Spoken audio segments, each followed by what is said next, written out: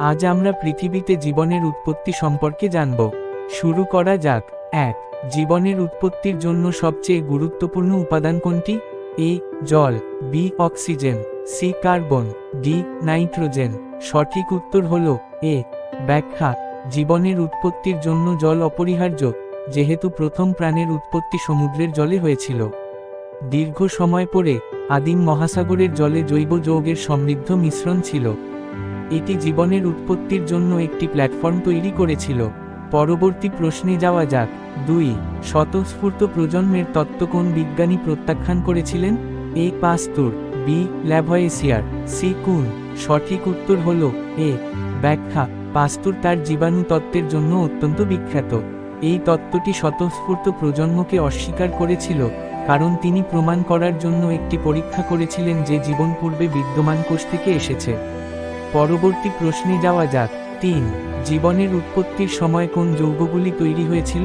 এ. Urea, amino acid, B. Urea, nucleic acid, C. Protein, nucleic acid, D. Protein, amino acid. সঠিক উত্তর হল C. ব্যাখ্যা: প্রাণের উৎপত্তির সময় প্রোটিন, নিউক্লিক অ্যাসিড ছিল প্রধান দুটি যৌগ। অনেক বিজ্ঞানীর করা পরীক্ষা নিরীক্ষার ফলেও প্রোটিন এবং নিউক্লিক অ্যাসিড তৈরি হয়েছিল। এটি দেখায় যে প্রাণের উৎপত্তির সময় এই যৌগগুলি বিদ্যমান ছিল। পরবর্তী প্রশ্নে যাওয়া যাক। 4. লুই পাস্তুরের দেওয়া তত্ত্বের নাম কি ছিল? এ. কোষীয় তত্ত্ব, বি. পুনমূল্যায়ন তত্ত্ব, সি. রোগের জীবাণু তত্ত্ব, ডি. পাস্তুরীকরণ। সঠিক উত্তর হল সি। ব্যাখ্যা: লুই পাস্তুর রোগের জীবাণু তত্ত্ব বা জীবাণু তত্ত্ব আবিষ্কার করেছিলেন। তিনি বলেছিলেন যে প্রাক নির্বীজিত ফ্লাস্কে মৃত খামির থেকে জীবন আসেনি। যেখানে ফ্লাস্কটি বাতাসে খোলা ছিল, সেখানে মৃত খামির থেকে নতুন জীবের উদ্ভব হয়েছিল। পরবর্তী প্রশ্নে যাওয়া যাক। 5. পৃথিবীতে জীবনের উৎপত্তি কখন শুরু হয়েছিল?